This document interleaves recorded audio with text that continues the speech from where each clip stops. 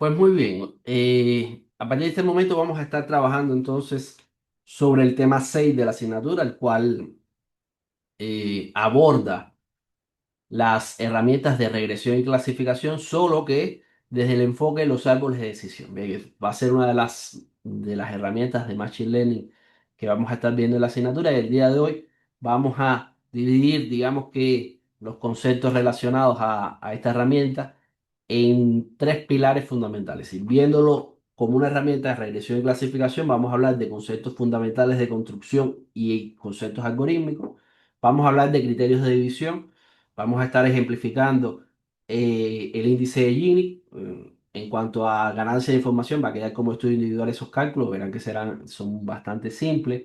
Y además vamos a estar conversando de estrategias de poda y comparación de resultados de árboles de decisión respecto a modelos lineales. Es decir, cuándo utilizar un modelo lineal y cuándo utilizar un árbol de decisión. Esta presentación la tienen ya disponible en el aula virtual junto con los códigos Python que vamos a intentar ver en el día de hoy. Y bueno, recomiendo a todos revisarlos, tanto aquellas personas que están presentes en el encuentro en directo como los que lo estarán revisando en diferido. El propósito de este tema 6 es, como les comentaba, revisar los árboles de decisión como herramienta de aprendizaje automático y se nos plantea como problema una pregunta: ¿sí? ¿Cómo realizar predicciones con árboles de decisión? Y aquí nuevamente la palabra predicción se usa de manera genérica, tanto para regresión como para clasificación. De ahí que los objetivos que vamos a construir o que vamos a atender serían describir cómo operan estos árboles de decisión, presentar los criterios para construir el árbol de decisión, es decir, hablar de estructura, analizar la interpretabilidad y la capacidad de generalizar de esta herramienta, ver cómo se refleja estos fenómenos que ya hemos revisado en la asignatura de subajuste y sobreajuste, cómo los podemos evitar y cómo evaluamos estos algoritmos de clasificación y regresión que son los árboles de decisión. Como siempre, recomiendo a todos revisar los materiales que tienen en el aula virtual y los archivos de Jupyter que tienen disponibles. También recomiendo revisar este enlace relacionado a Scikit-Learn, donde digamos que está específicamente enfocado en los árboles de decisión. Pues nada, para introducir los árboles de decisión, pensemos en este ejemplo. Vamos a utilizar el dataset IRIS, el cual ya ha sido mencionado en varias ocasiones en la asignatura, el cual describe la tipología de flores orquídeas, de tres tipos de flores orquídeas, y setosa, versicolor y virgínica, las cuales se diferencian en el largo y el ancho de los pétalos. ¿De acuerdo? Es decir, a partir de la medición del ancho y el largo de los pétalos, nosotros pudiéramos hacer una clasificación de las características, como se ve en pantalla, que describen este conjunto de datos. Digamos, por ejemplo, que si el largo del pétalo es inferior a 2,45, entonces ya pudiéramos diferenciar entre dos tipos de flores, y a partir de ahí vamos haciendo una discriminación segmentada, como se ve en la imagen del centro, de ese espacio de características que identifica a bueno, en este caso, nuestras flores. Si nosotros revisamos este tipo de lógica de segmentar a partir de criterios, sí, ¿hay alguien con el micro quiere hacer alguna pregunta con el micro abierto? Recuerden que el estilo de la clase es dinámico. Si alguien necesita intervenir, puede levantar la mano por el foro. Para nada es un discurso de un solo lado, ¿eh? Entonces, desde el punto de vista lógico, nosotros utilizamos este mecanismo de segmentación en criterios en cada actividad que realizamos. Es decir, hacemos un razonamiento que es tipo if this o if then o if that, ¿no? Entonces aquí yo le presento, digamos que cosas habituales que nosotros, o razonamientos habituales que nosotros utilizamos en el diario, que miramos al cielo, vemos que está nublado, entonces pensamos, si llueve, bueno, lo que está nublado me llevo el paraguas. Si está soleado, agarro unas gafas, ¿eh? Y si estoy cansado, un café me vendría bien. Entonces, son razonamientos de que bajo una condición nosotros realizamos una acción. Luego, este tipo de razonamiento fue de manera habitual incorporado al ámbito de la estadística ya desde 1984 con los trabajos iniciales de Leo Breiman y Feynman.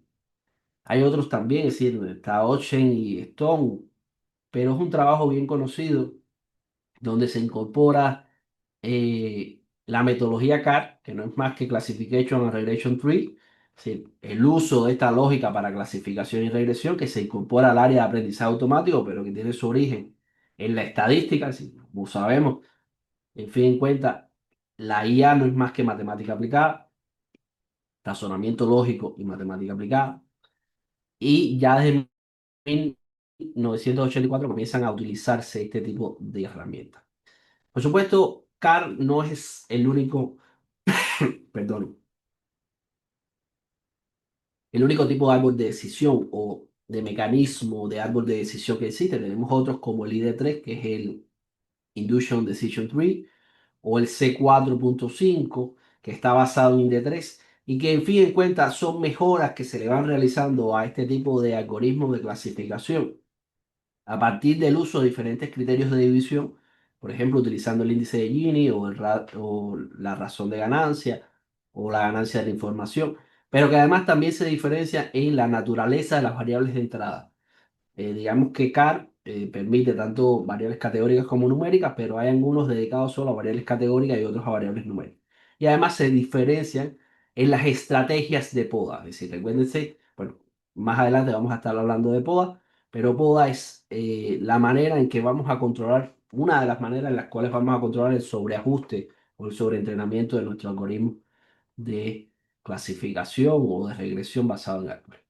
Desde el punto de vista de aplicaciones técnicas, los árboles de decisión son bien utilizados. Aquí yo les muestro un ejemplo relacionado, pudieran verlo relacionado a diagnóstico de fallo o al mantenimiento predictivo o al mantenimiento correctivo de determinada maquinaria.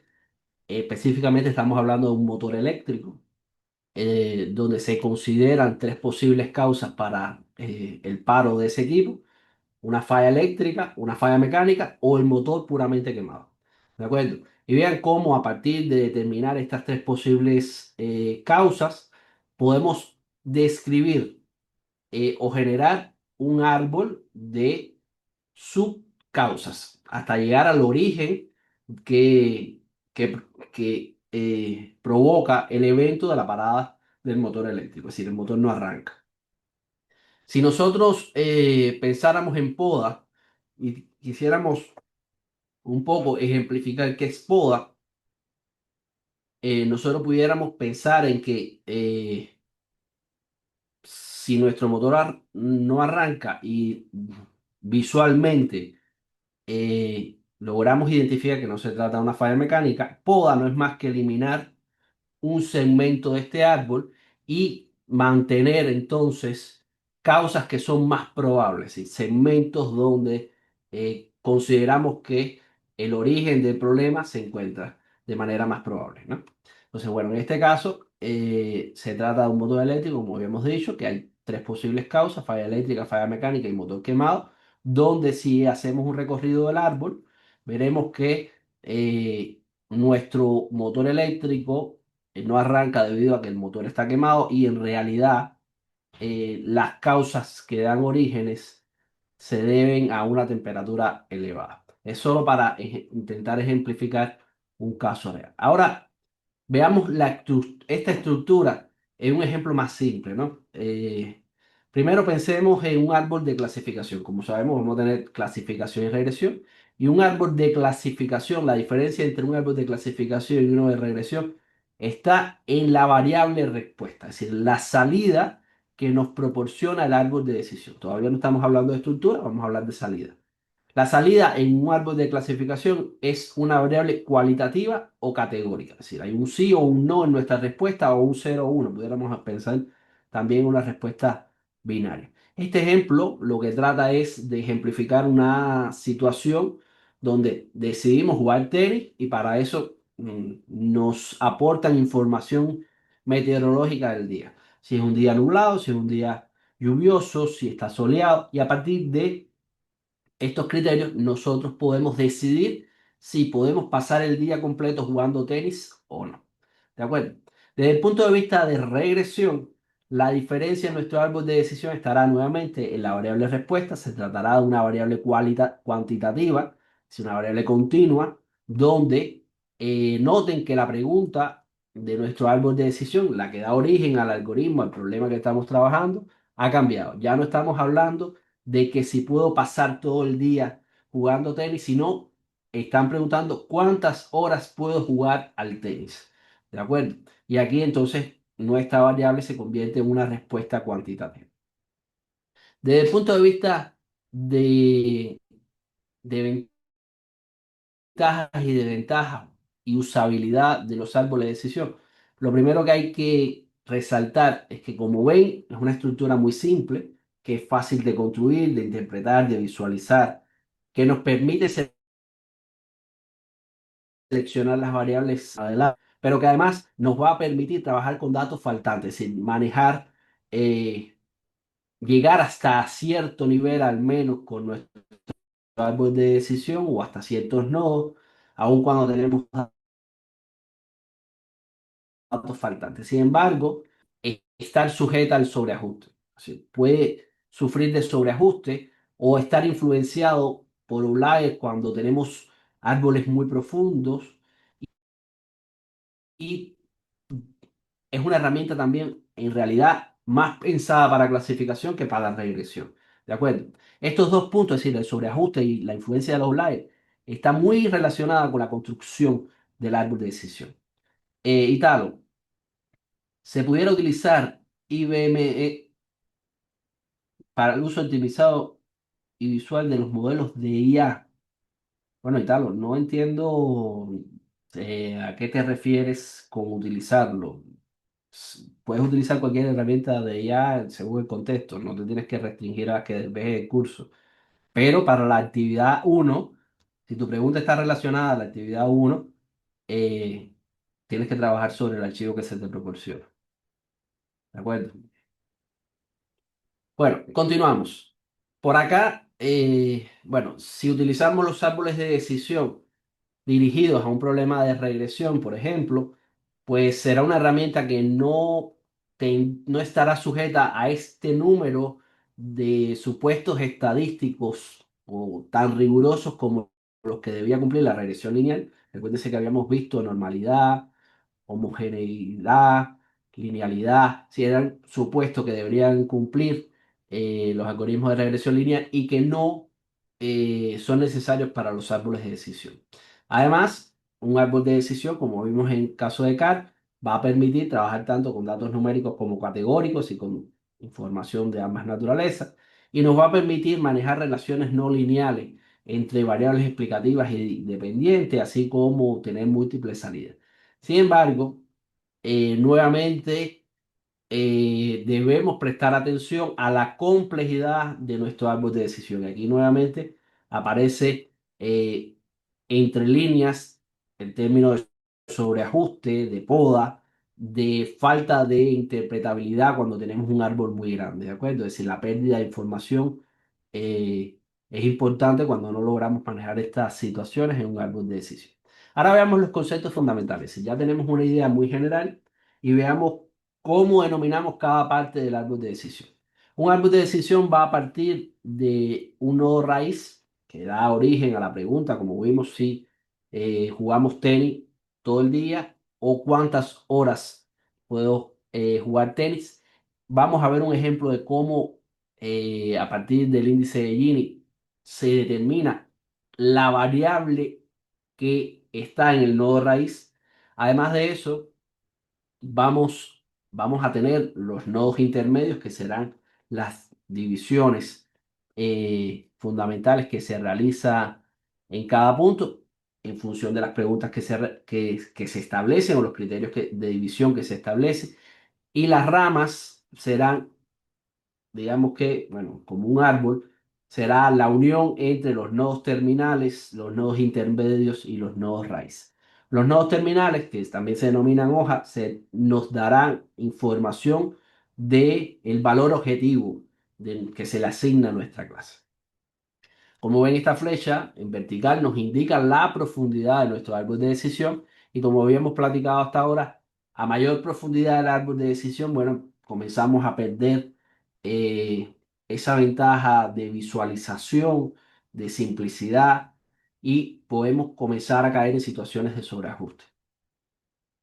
Pues acá se nos presenta un ejemplo de lo que habíamos considerado para el problema del Titanic, donde vean que bueno, los nodos intermedios se realizan a partir de criterios, digamos que en este punto se establece un criterio de género, bueno, no me ha quedado muy clara esa palabra. Eh,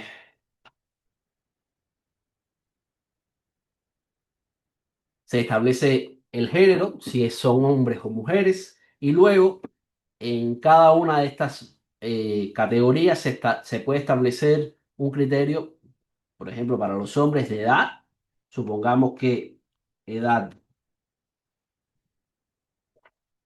mayor de 18 o 15, según lo que se establezca entre lo que sea un niño y un adulto.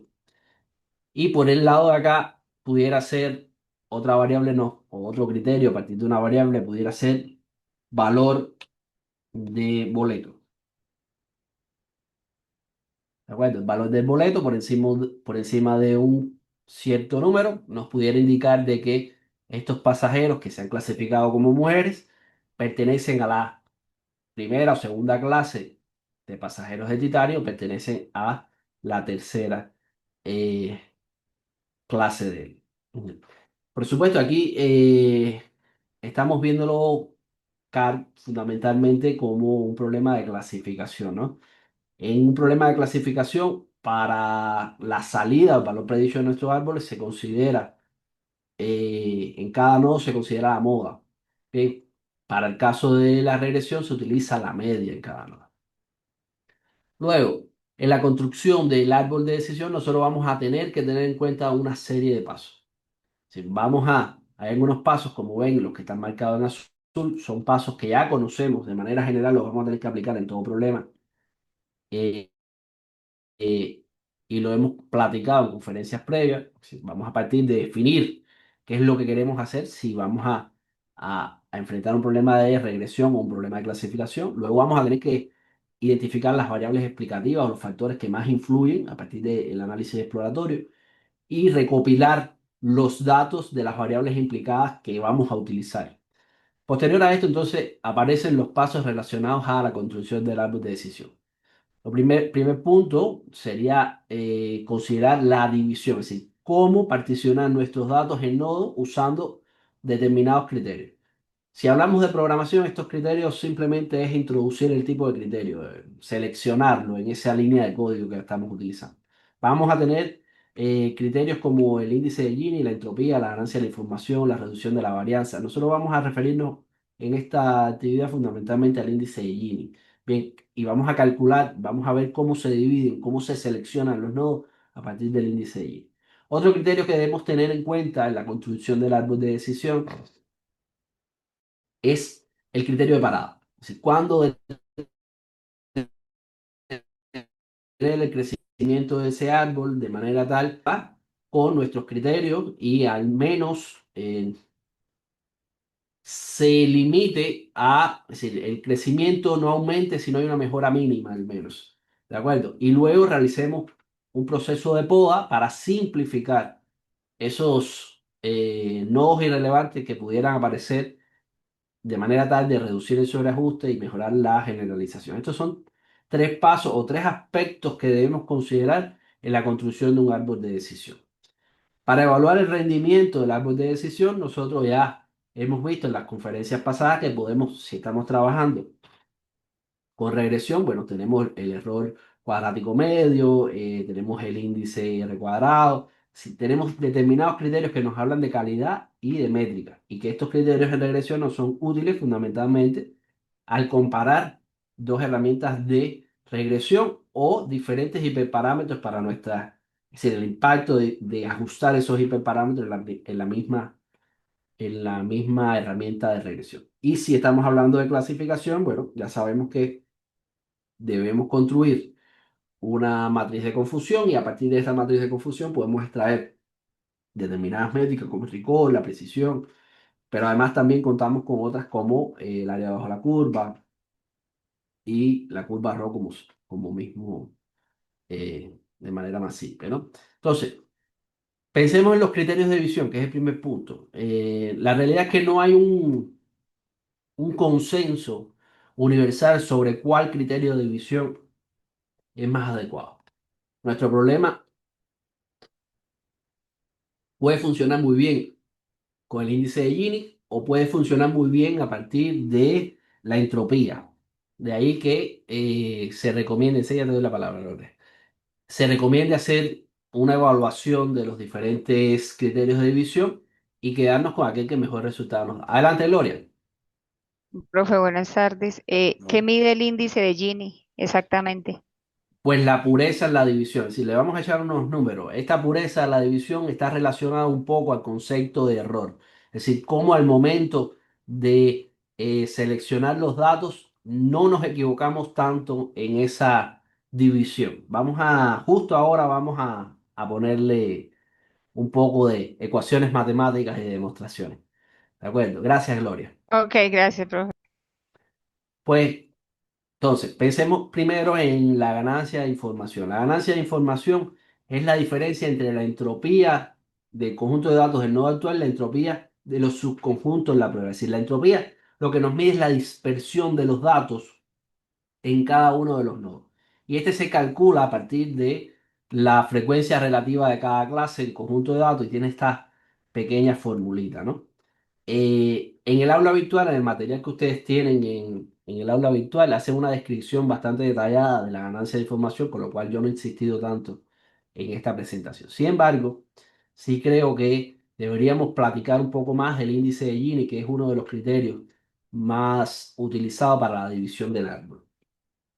El índice de Gini calcula la probabilidad de que una característica específica se clasifique incorrectamente, es decir, es muy relacionado al error de clasificación en un problema de clasificación y a el error en el problema de, es decir, a esa banda que tenemos alrededor del problema de regresión.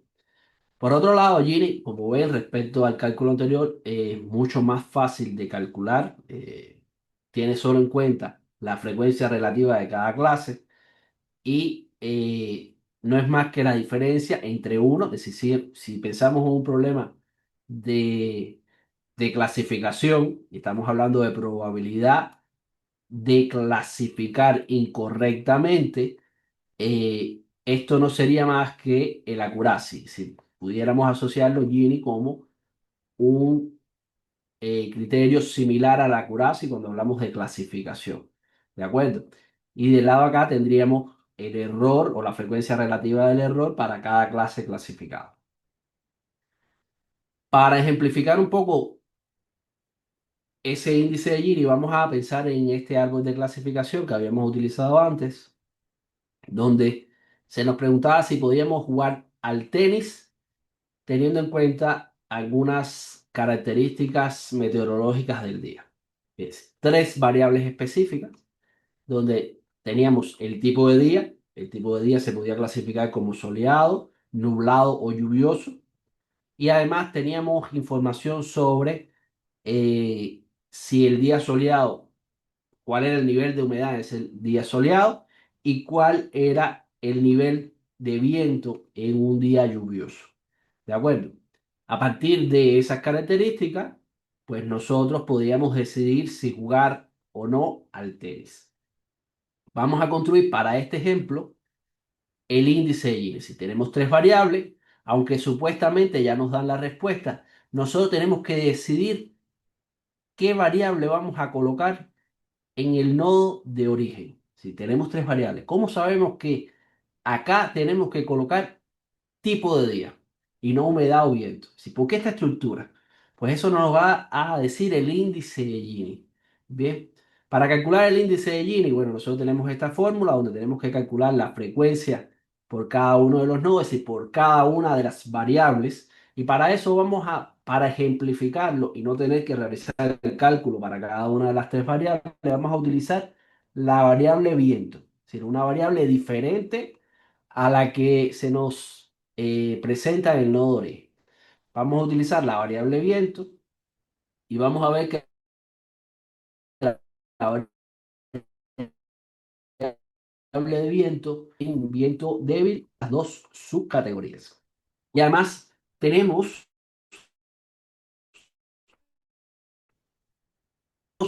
nuestra variable de etiqueta, es decir, la decisión. Estamos trabajando en un problema de aprendizaje supervisado, por lo cual disponemos de información etiquetada que nos dice si deberíamos o no jugar tenis, o si la decisión respecto a esta combinación es sí o no.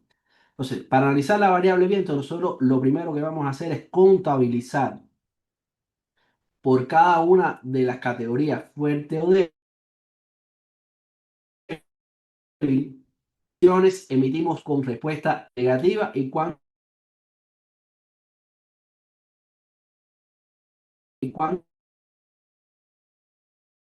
emitimos con respuesta positiva. Sí, vamos a contar 6, 7 y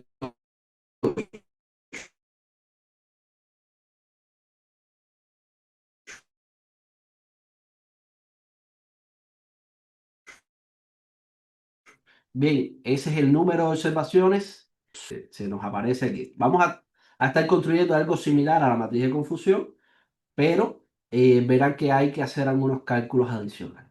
Una vez que eh, tenemos contabilizado el número de observaciones, entonces lo asociamos a nuestra variable de decisión y vamos a ver que de las 7 observaciones relacionadas a la categoría débil, hay eh, algunas que se categorizan, hay tres que se categorizan con respuesta negativa y hay cuatro que se categorizan con respuesta positiva. ¿De acuerdo?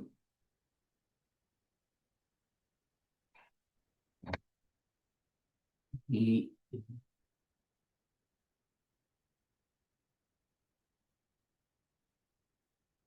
Perdón, hay dos negativas y 6 positivas. Estaba fijándome en fuerte. Entonces aquí tenemos seis en positiva y dos en negativa. ¿De acuerdo? Para fuerte vamos a tener cuatro respuestas positivas y tres respuestas negativas. ¿De acuerdo? Si nosotros ahora tomamos y calculamos la razón no es más que la división de la cantidad, sí, la razón entre el número de respuestas positivas respecto a las observaciones. Vamos a ver que tenemos 4 sobre 7 y de este lado tenemos 3 sobre 7 y aquí para la respuesta débil tenemos 6 sobre 8 y 2 sobre 8. Bien, eso nos va a dar entonces la razón o la frecuencia para estos valores, y si encontramos el valor promedio para cada una de entre estas dos frecuencias, vamos a llegar al valor de impureza de Gini. El, el índice de Gini nos permite seleccionar la variable con menor impureza. Bien, así, luego, tomando estos dos valores, nosotros podemos hacer un promedio. Vean que de acá nos está diciendo que el menor valor de impureza lo tiene la categoría débil para el viento, pero nosotros necesitamos el global. Bien, el global significa para la variable viento. ¿De acuerdo? Bueno, estos valores que tenemos del lado acá los vamos a obtener, bueno, echándole números a esta ecuación, ¿no? Piense que estos valores no son más que los valores de PI, que tenemos y lo que vamos es a realizar la resta uno menos la sumatoria de los PI para cada una de las categorías para la fuerte y la débil. Y aquí no, lo que vamos a tener es como si tuviéramos una suma y estos números nos van a dar estos resultados, ¿de acuerdo? 0,49 y 0,38. Para poder compararlos entre las tres variables que existen en nuestro dataset, es decir, entre viento, humedad y tipo de día, nosotros nos restaría obtener el promedio entre la impureza, entre los valores de impureza de Gini, es decir, este valor, que es el resultado final de nuestro procedimiento para la variable viento, se obtiene como 0,49 más 0,38 entre 2. ¿Ve? Y esto nos va a dar entonces la impureza ponderada para cada una de las categorías de la variable viento. Y este mismo procedimiento lo vamos a realizar para cada una de las variables, y para el tipo de día, la humedad y el viento. Y nos vamos a quedar con el menor valor. El 0,29, si realizáramos estos mismos cálculos para cada una de ellas, veremos que para el tipo de día se obtiene una impureza ponderada de Gini de 0,29. Esto nos implica de que nuestra variable en el nodo principal debe ser el tipo de día según el criterio de Gini. ¿De acuerdo? Entonces de ahí, bueno, nosotros construimos el criterio de Gini. Y posterior vamos a dividir sucesivamente, realizando el proceso este mismo proceso para cada uno de los nodos hasta llegar al final del árbol. ¿De acuerdo? Yo les dejo como estudio individual analizar o realizar estos mismos cálculos basados en el material que tienen en el aula virtual, pero considerando el criterio de ganancia de información. ¿De acuerdo? Entonces, esto digamos que es uno de los criterios de división, uno de los más utilizados en realidad. Pero además de los criterios de división, debemos considerar, como comentamos antes, los criterios de parada y poda del árbol de decisión. Estos dos criterios van a estar relacionados a la complejidad y la eficiencia. Es decir, árboles demasiado grandes tenderán a un sobreajuste, de ahí que nosotros pudiéramos utilizar o pudiéramos apoyarnos en procedimientos de validación cruzada para disminuir ese sobreajuste sin llegar a podar el árbol, pero siempre es recomendable considerar los criterios de parada, es decir, construir hasta determinado momento nuestro árbol o construirlo de manera automática y realizar la prepoda o la pospoda.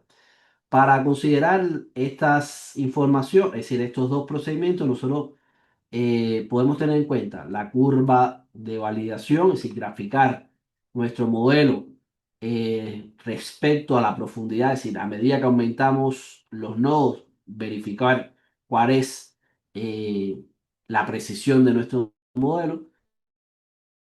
Podemos además buscar un modelo más simple e ir aumentándolo poco a poco y podemos realizar pruebas empíricas. En todos los casos tenemos que tener en cuenta el número de nodos, el número total de hojas, la profundidad del árbol, si son variables que estamos considerando a partir de determinados atributos que le pasamos de entrada a estos árboles.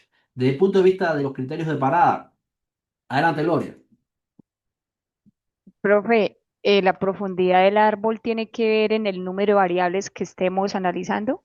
¿Puede ser más profundo o no? Si El, tenemos más variables, o de- Supuestamente, si tenemos más variables, nuestro árbol va a ser mayor.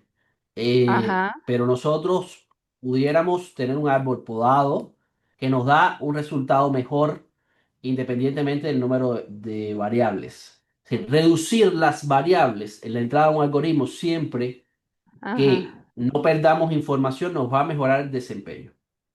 Bien.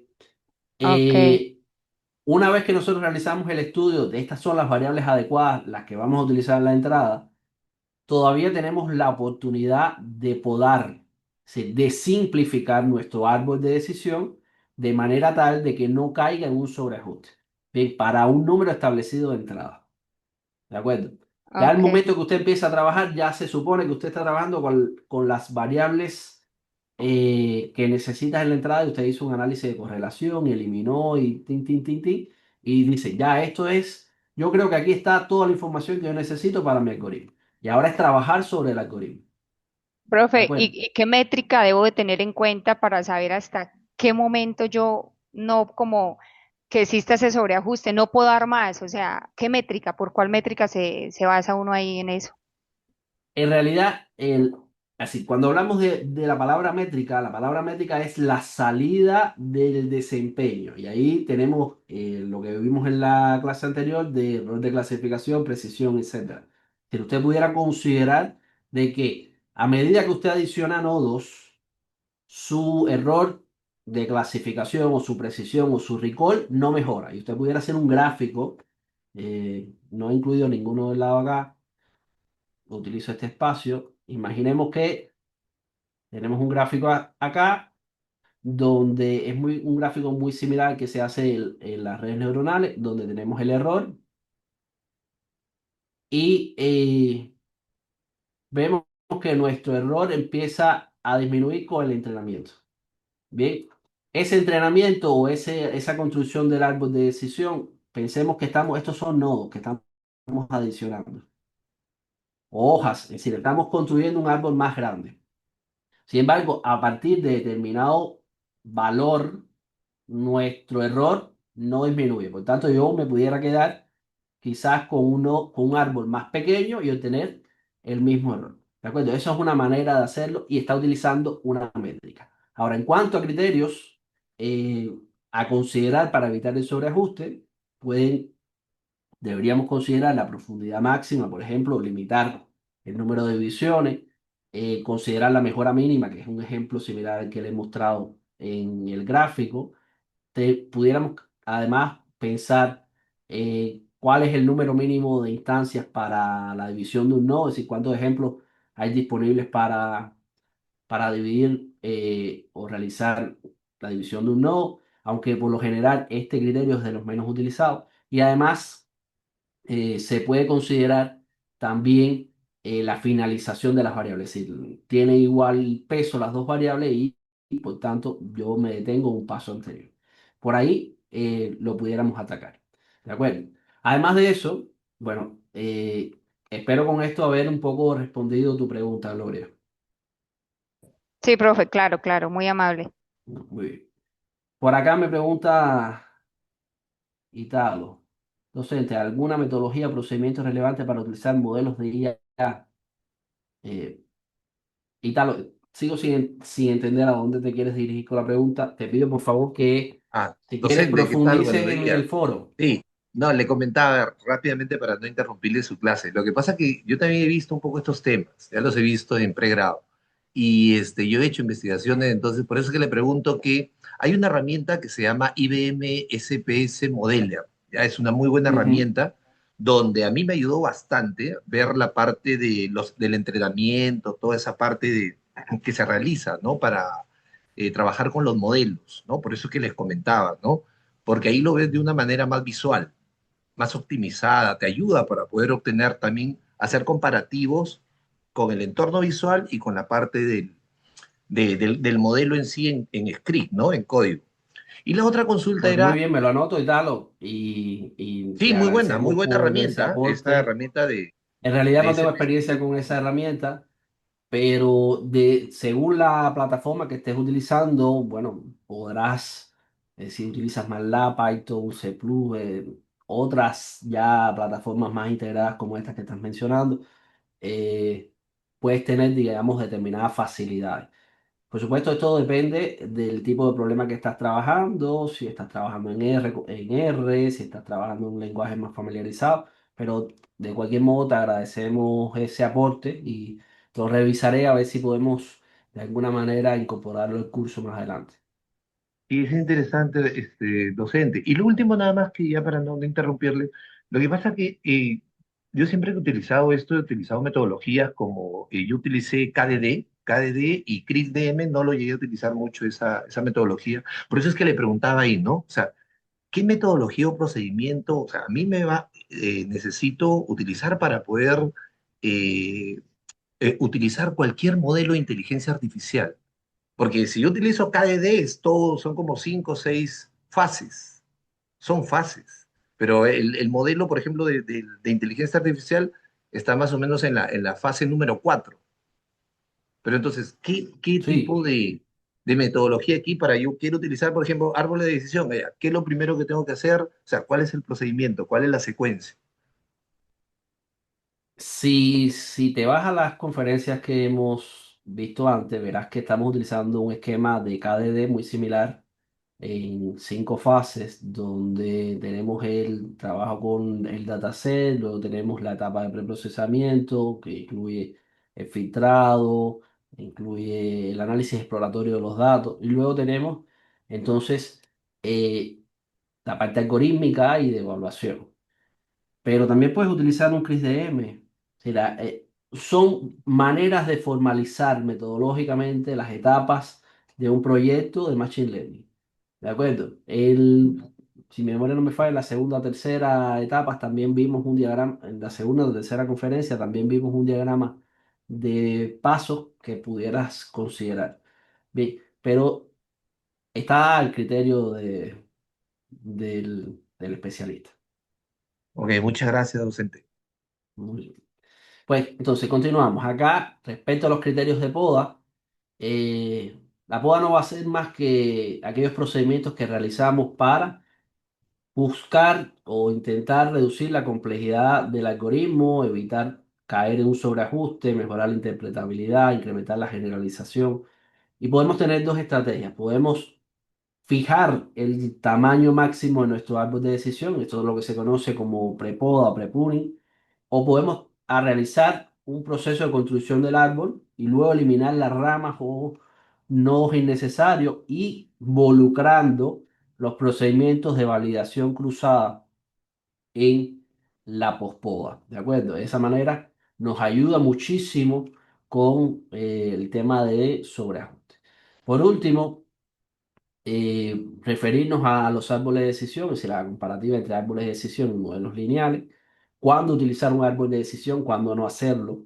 Y para eso hay que pensar en la clasificación lineal. Aquí se nos aparecen dos imágenes donde tenemos dos clases, un problema de clasificación binario, son clases linealmente separables.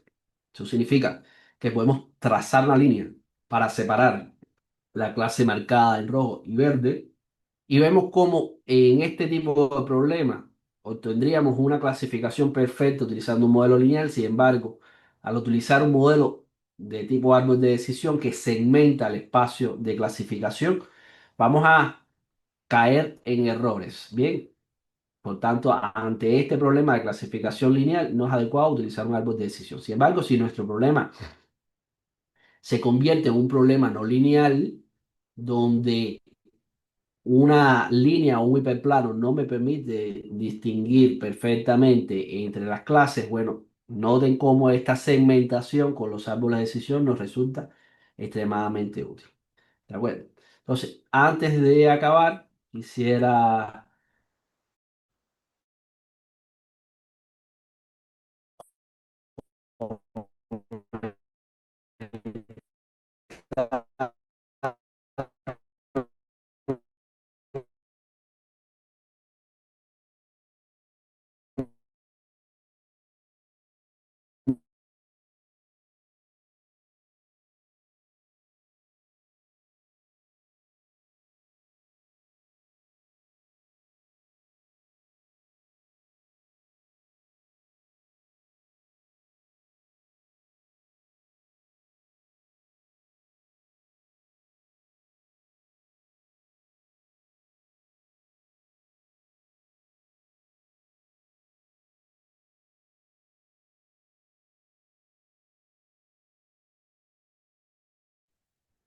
¿Aló, profe? No, el profe sí, como que tiene intermitencia en su internet. sí, No la está ahí. escuchamos. ¿Ya me escuchan? Ya, profe, ya volvemos. Una Sí. disculpa, está fluctuando el internet. Bueno, les comentaba sobre el código en Python. En el caso de clasificación, van a estar trabajando sobre una base de datos médica donde se intenta predecir cuáles son los pacientes que padecen de diabetes, teniendo en cuenta los niveles de insulina, la presión sanguínea, el historial médico del paciente. Y vean cómo, nuevamente, la primera etapa que debemos cubrir es el análisis exploratorio de los datos, caracterizar las variables, realizar, bueno, un análisis de distribución por categoría y luego ya se pasa directamente, en este caso no se hace tanto énfasis en la etapa de análisis exploratorio, sino que la intención es que ustedes vean cómo utilizar los comandos con árboles de decisión. En este caso se utiliza scikit-learn, como hemos venido trabajando, y se importa el árbol de clasificación, donde noten que hay un árbol primero se crea un árbol de clasificación muy simple, con los parámetros convencionales, y luego se va estableciendo, se va tratando de tener la información de ese árbol que se construye de manera automática y las métricas para cada uno de ellos. Están utilizando métricas de precisión, recall, F1. Y posterior a esto, bueno, se intenta trabajar definiendo los hiperparámetros de ese árbol de decisión. Por ejemplo, la máxima profundidad y otros hiperparámetros hasta construir el árbol de decisión. Este árbol de decisión es un árbol de decisión bastante grande por lo cual luego se procede a obtener el desempeño de entrenamiento y prueba y a proceder con la poda para verificar si se mejora de esta manera el desempeño hasta obtener ese resultado. ¿De acuerdo? En el caso de los árboles de regresión, tienen un escenario relacionado a el área de economía donde se predice cuál va a ser el salario o el valor que va a cobrar determinado empleado, teniendo en cuenta un histórico de valores y aquí, bueno, se ejemplifica cómo utilizar de manera muy simple el árbol de decisión de regresión. Bien, recuerden que posterior a esta actividad tienen el laboratorio donde van a ejemplificar el árbol de decisión, si van a trabajar de manera más profunda con el árbol de regresión, con lo cual esta actividad les permite inicialmente abordar el problema de regresión y prestarle atención a algunos gráficos como de sobreajuste, como es este caso. ¿De acuerdo? Y hasta aquí entonces, bueno, llegaría nuestra clase. Como siempre, comentarles que es importante presentar las dudas en el foro, como ven siempre intentamos mostrar ejemplos numéricos, lo cual nos roban un tiempo, pero preguntas que pongan en el foro siempre serán atendidas. Y, por supuesto, revisar los archivos de Júpiter que tienen disponibles.